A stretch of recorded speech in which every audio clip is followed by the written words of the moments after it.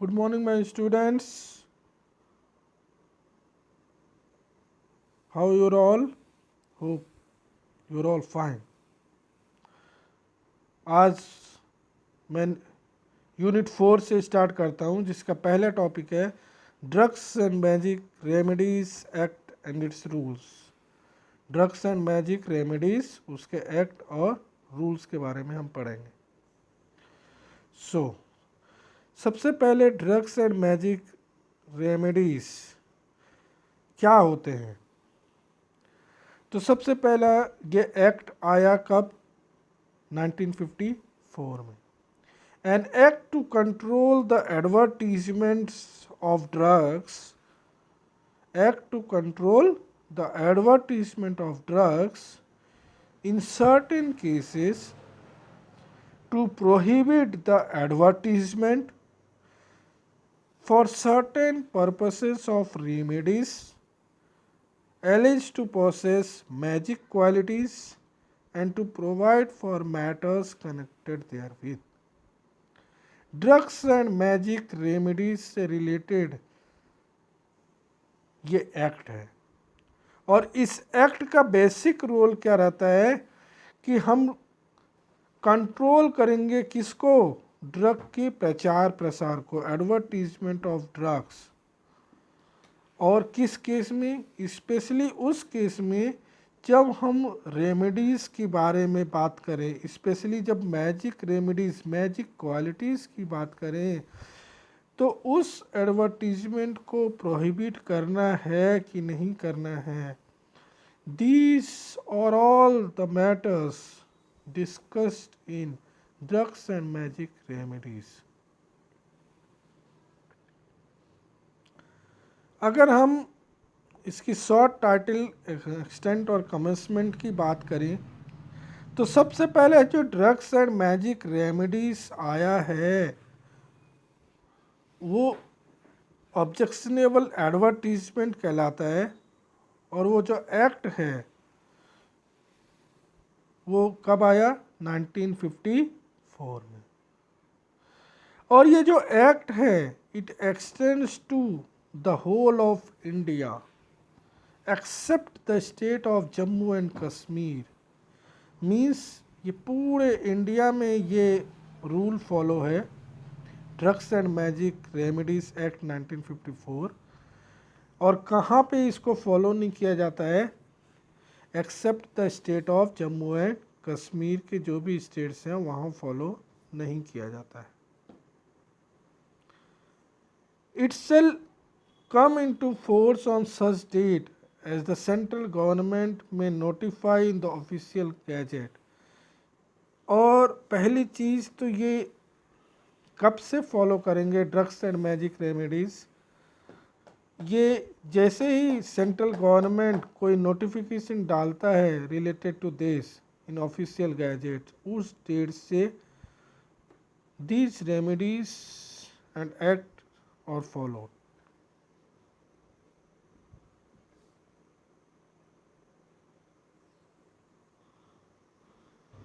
अगर हम basic definitions की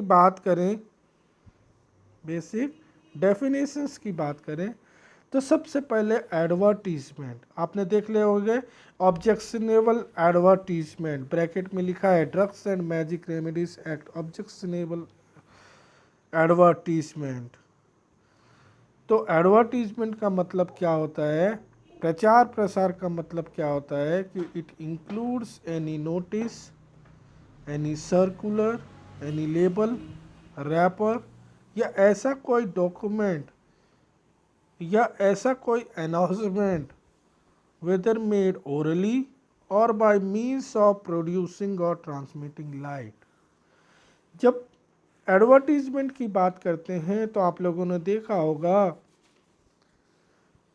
कि कोई चीज़ with the help of notice supply की जाए, या सर्कुलर्स के माध्यम से भी हम प्रचार प्रसार कर सकते हैं, लेबल के माध्यम से कर सकते हैं, डॉक्यूमेंट के माध्यम से हम प्रचार प्रसार कर सकते हैं, या फिर अनाउंसमेंट करके, बोल करके, या फिर कहीं पे हम लिख करके और उसको उसमें लाइट डाल के, ट्रांसमिटिंग लाइट के थ्रू भी हम उस चीज़ को हम एडवर्टाइज कर सकते हैं।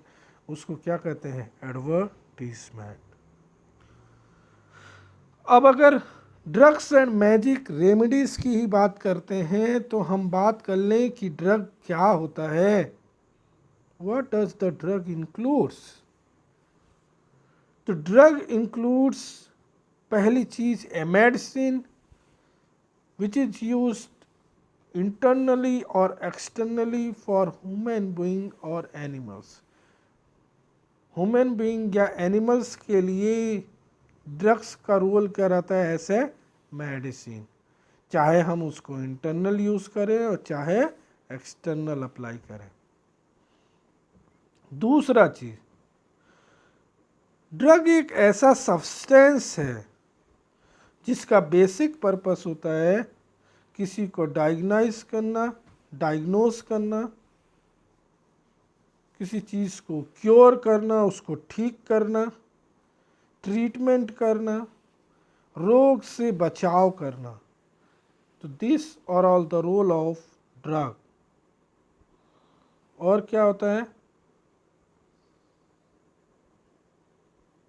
Any article intended for use as a component of any medicine. Drug में ऐसा भी आर्टिकल होता है जो कंपोनेंट ऑफ एनी मेडिसिन, किसी भी मेडिसिन के लिए सब्सटेंस हो सकता है या एक तरह का कंपोनेंट हो सकता है या एक तरह का आर्टिकल का काम कर सकता है। तो these are all the about the drugs.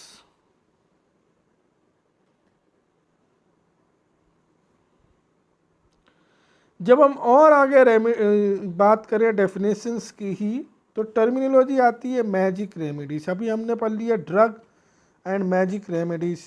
तो ड्रग्स के बारे में पढ़ लिया कि एक तरह का मेडिसिन है जो कि बेसिक पर्पस होता है उसको क्योर करना, पेशेंट को उसको ट्रीटमेंट करना, प्रिवेंशन करना ऑफ डिसीजेस। तो ये क्या आ गया? ड्रग्स एक तरह का सब्सटेंस है, एक तरह का मेडिसिन है ड्रग, जिसका हम बेसिक पर्पस यूज़ करते हैं बेसिकली इंटरनली और एक्सटर्नली इन ह्यूमन बींग्स और एनिमल्स। वहीं जब मैजिक रेमेडीज़ की बात करेंगे तो मैजिक रेमेडीज़ मतलब होता है तंत्र मंत्र। बोलते हैं ना, तंत्र मंत्र अपना रहा है। तो which is alleged to possess miraculous powers और इन द डायग्नोसिस। और वो मिराकुलस पावर या मैजिक रेमेडीज, अपन बोलते हैं ना इसको भूत लग गया है तो इसको तंत्र मंत्र से उसको ठीक करवाओ। तो वो जो मिराकुलस पावर्स होते हैं जिसके थ्रू हम एनिमल्स हो या ह्यूमन बींग्स हो उसको ट्रीटमेंट के लिए, उसको डायग्नोस करने के लिए या क्योर करने के लिए हम यूज़ करते हैं, तो वह remedy, those remedies are known as a magic remedies. इसी में जब हम आगे बात करें रजिस्टर्ड मेडिकल प्रैक्टिशनर्स की, तो ऐसा मेडिकल प्रैक्टिशनर्स एक पर्सन होगा, एक इंडिविजुअल व्यक्ति होगा which involves A medical practice, जो कि मेडिकल प्रैक्टिशनर है, मेडिकल प्रैक्टिस कर रहा है और वो कैसा है? ऑलरेडी रजिस्टर्ड है। Registered means it holds qualifications granted by an authority called Medical Council of India, means MCI, medical council act 1956 या फिर medical council of India MCI के थ्रू जो पर्सन्स क्वालिफिकेशंस ग्रांट किया गया है रिलेटेड टू मेडिकल प्रैक्टिस, तो वो क्या हो सकते हैं? Registered medical practitioners. सॉरी। आगे बात करें मेडिकल प्रैक्टिशनर की ही, तो they are for the time being in force in any state to which this act extends relating to the registration of medical practitioner। Means MCI जो होती है medical council of India या medical council act जो होती है 1956 के through, तो उस एक्ट के अकॉर्डिंग जो पर्सन जिस स्टेट के लिए एलिजिबल है to practise as a medical profession, तो वो जो रजिस्टर्ड है इन ए पर्टिकुलर स्टेट, तो ही और she can perform his medical practice. A registered medical practitioners can perform his practice in the particular state. Taking any part in the publication of any advertisement includes printing of advertisement. जब हम बात करते हैं कि कोई publications print हो रहा है advertisement में, the publication of advertisement outside the territories to which this act extends. जब आगे हम बात करें prohibition of certain advertisements of drugs और उनकी ट्रीटमेंट के बारे में, उनके डिसऑर्डर्स के बारे में, जैसे यहाँ पे हम देख रहे हैं कि procurement of miss carriage in women, means किसके प्रोक्योरमेंट के बारे में कर रहे हैं, वीमेन के मिस कैरेज के बारे में, या प्रिवेंशन ऑफ कंसेप्शन के बारे में बात करें,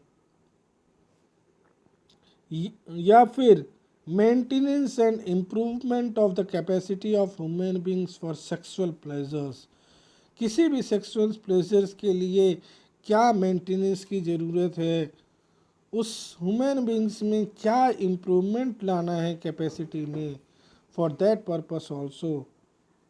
the corrections of mental disorder in women, women में क्या मेंटल डिसऑर्डर है, उस चीज़ को क्या करेक्शन करना है, टू डिटरमाइन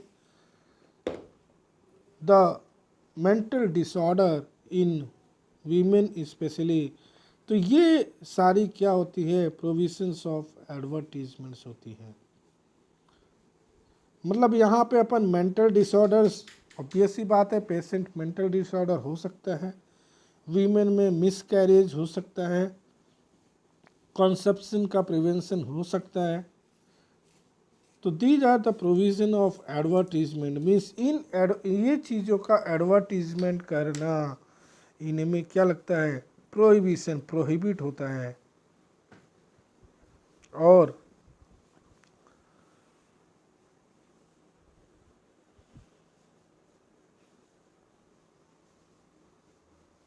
और आगे बात करें तो जब हम डायग्नोस, क्योर और किसी चीज़ की पेशेंट है, ह्यूमन बींग्स है डेफिनेटली, तो उसका हम डायग्नोस करना, उसके क्योर की बात करते हैं, उसकी ट्रीटमेंट की बात करते हैं.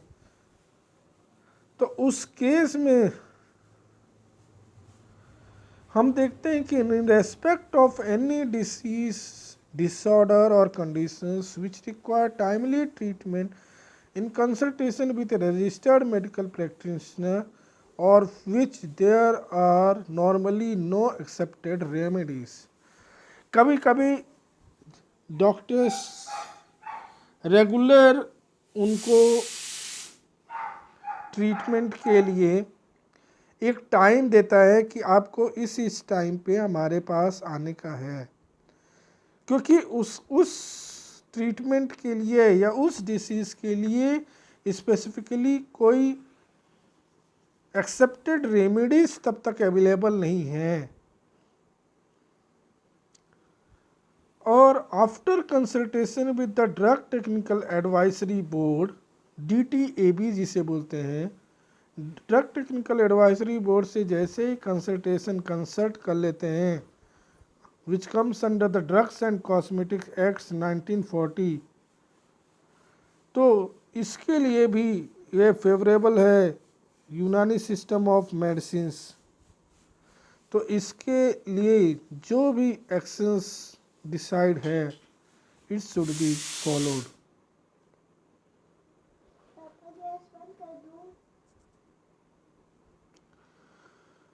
फिर फर्दर आगे बढ़े तो किस चीज़ के लिए मिसलीडिंग एडवर्टीजमेंट जो ही प्रोहिबिट हो रहा है. मिसलीडिंग मतलब जो लीड होने को क्या कर रहा है, मिस कर रहा है, मीन्स कुछ न कुछ गड़बड़ हो रहा है, तो directly or indirectly giving a false impression, giving a false impression, giving a false information regarding the true character of the drug. Drug के बारे में अगर सही जानकारी नहीं दी जा रही है, make a false claim for the drug, drug के बारे में गलत क्लेम कर रहे हैं, तो these are all the misleading parameters. तो ये भी, इन मिसलीडिंग पैरामीटर्स को भी हमें क्या होना चाहिए, प्रोहिबिट करना होगा, इनके एडवर्टीजमेंट को प्रोहिबिट करना होगा, इनके प्रचार प्रसार को, जो कि ड्रग के बारे में फॉल्स क्लेम दे रहे हैं, गलत क्लेम कर रहे हैं, उनके बारे में गलत इंप्रेशन या गलत जानकारी दे दी जा रही है, या सही जानकारी नहीं दे रहे हैं उस दवा के बारे में, तो भी इस मिसलीडिंग एडवर्टीजमेंट, ऐसे मिसलीडिंग प्रचार प्रसार को, एडवर्टीजमेंट को रोका जाना चाहिए। आगे हम बात करें अगर मैजिक रेमेडीज ट्रीटमेंट के बारे में, तो पहली चीज, no persons carrying on the profession of administering magic remedies shall take part in the publication of any advertisement referring to any magic remedies which directly or indirectly claims to be efficacious for any of the person specified in section 3। Means अगर हम provision of advertisement of magic remedies की बात करें, तो अगर वो magic remedies directly or indirectly claim करती है किसी भी इफिकेसी के रिलेटेड, तो डेफिनेटली उस चीज़ का भी पब्लिकेशन, उस चीज़ को ऑफिशियल गैजेट्स में एडवर्टीजमेंट नहीं होना चाहिए। फर्दर अगर हम इंपोर्ट और एक्सपोर्ट की बात करें, तो यहाँ भी हम ये देखेंगे कि इंपोर्ट और एक्सपोर्ट की बात करें तो डेफिनेटली उन चीज़ों का इंपोर्ट और एक्सपोर्ट्स नहीं होने चाहिए जिसमें मैजिक रेमेडीज कंटेनमेंट है। No person shall import into or export from the territories to which this act extends any documents containing an advertisement on the nature referred to section 3, 4 and 5। Means जितने भी हमने section 3, 4, 5 में देख लिए कि drug and magic remedies act के लिए क्या क्या चीज़ें प्रोहिबिट हो रही है, तो डेफिनेटली जब वो प्रोहिबिट हो रहे हैं ऐसे एडवर्टीजमेंट्स, तो ऐसे एडवर्टीजमेंट का इंपोर्ट और एक्सपोर्ट नहीं होना चाहिए। आगे बात करें क्लासेस ऑफ एग्जम्प्टेड एडवर्टीजमेंट, कौन कौन सी क्लास हैं जो कि एडवर्टीजमेंट को एग्जम्प्ट कर देती हैं। तो any advertisements relating to the drugs printed or published by the government or any other person with prior permission of the government, means the following class of advertisements are not prohibited under this act। देखिए, हर चीज़ का अपना एक exemption होता है। हम यहाँ पे हर जगह देख लिया है प्रोहिबिट हो रहा है, प्रोहिबिट हो रहा है। जैसे मिस कैरेज, कॉन्सेप्शंस वीमेन में जो हो रहे हैं, वो सारी चीज़ों को हम एडवर्टीजमेंट को प्रोहिबिट कर रहे हैं। मैजिक रेमेडीज अगर हो रही है, इफिकेसी के बारे में हम बात कर रहे हैं, तो वो सारी चीज़ें मिसलीड कर रही है। ड्रग के बारे में मिसलीडिंग एक्टिविटी वो, या तो फिर वो फॉल्स क्लेम कर रहे हैं। ड्रग के बारे में ट्रू इम्प्रेशन नहीं दे रहे हैं कि ये ड्रग एक्चुअल में किस बेसिक पर्पस के लिए है, ठीक है, तो किस कैटेगरी की है, इस बारे में अगर हम सही जानकारी नहीं दे रहे हैं, मिसगाइड कर रहे हैं, मिसलीड कर रहे हैं, तो these are all advertisement should be prohibited. तो यहाँ हम देख रहे हैं कि कौन कौन सी क्लास की कौन सी ड्रग कौन सी कैटेगरी की है कि डेफिनेटली वो क्या कर रहे हैं कि वहाँ पे ये एग्जेम्प्टेड हो रही हैं एडवर्टीजमेंट्स। तो बेसिकली जब हमें गवर्नमेंट से कोई प्रायर परमिशन मिलता है पब्लिकेशंस के लिए तो डेफिनेटली उन एडवर्टीजमेंट को हम प्रिंट कर सकते हैं या पब्लिश कर सकते हैं। ये एडवर्टीजमेंट के किया जा सकता है। Any advertisements relating to the drug which is sent confidentially in the prescribed manner to registered medical practitioner। और क्या एग्जम्प्ट होता है एडवर्टीजमेंट के लिए कि जब हम कोई चीज़ कोई मैटर जो हम रिलेटेड टू मेडिसिन के बारे में रजिस्टर्ड मेडिकल प्रैक्टिशनर से डिस्कशन कर रहे हैं तो दिस और all the advertisement should B exempted. ठीक है, कौन कौन सा एग्जम्प्टेड एडवर्टीजमेंट की कैटेगरी में आते हैं? Prior permission of the government के अंडर में हम एडवर्टीजमेंट को प्रिंट कर सकते हैं, पब्लिश कर सकते हैं। अगर कोई भी रिलेटेड टू ड्रग के बारे में डिस्कशन कर रहे हैं हम, confidential matter discussion related to drug with the registered medical practitioners, तो ये भी क्लास क्या हो जाता है? एग्जेम्प्टेड होती है। अब अगर हम वहीं ऑफेंसेस एंड पेनाल्टीज़ की बात करें कि क्या क्या ऑफेंसेस एंड पेनाल्टीज़ होती है, तो डेफिनेटली अगर हम बात करें सबसे पहला contraventions of any of the provisions of this act और रूल्स, किसी भी एक्ट और rules drugs and magic remedies के लिए जब बात करें तो इसके लिए जो प्रोविज़न होता है और उस प्रोविज़न के जब हम अगेंस्ट में जाते हैं, उस नियम और कायदे को फॉलो नहीं करते हैं, उस नियम को विरोध करते हैं, उसके अगेंस्ट में जाते हैं, तो क्या है ऑफेंसेस एंड पेनाल्टीज़, क्या पेनाल्टी लग सकती है? तो जब हम contravention of any of the provisions of this act or rule की बात करेंगे, किसी भी प्रोविजंस के बारे में drugs and magic remedies act में, तो definitely punishable with imprisonment up to 6 months or with fine or with both on first convictions. पहली बार जब हम वो होगा तो उसमें हमें फ़ाइन भी लग सकता है और 6 महीने की जेल हो सकती है या फिर दोनों हो सकता है। ठीक है, फर्स्ट कन्विक्शन। लेकिन अगर हम वही कन्विक्शन वही बार बार हम करते रहें या दूसरी तीसरी बार करें तो इस केस में प्रिजनमेंट क्या हो सकता है? जो इम्प्रिजनमेंट जो जेल जाने की सुविधाएं हैं वो कब तक हो सकता है? 1 साल के लिए बढ़ सकता है, 6 महीने से 1 साल के लिए, और फाइन भी लग सकता है या फिर दोनों चीज़ें हो सकती हैं। और वही चीज़ अगर कंट्रावेंशंस किसी कंपनी के में उपस्थित एनी पर्सन के थ्रू होता है तो at the time of the commission of the offences, तो उस टाइम पे charge and responsible for the conduct of company business shall be deemed to be guilty and liable for the punishment. उस case में उस company के जो businessman वाला person है, business person shall be deemed to be guilty and liable for the punishment. Such person is not liable for permissions if he proves that the offences was committed without his knowledge. लेकिन अगर वो person उस company में ये बताता है कि मुझे इस बारे में कोई जानकारी नहीं थी, विदाउट हिज नॉलेज, तो वो पनिशमेंट के लायक नहीं होगा।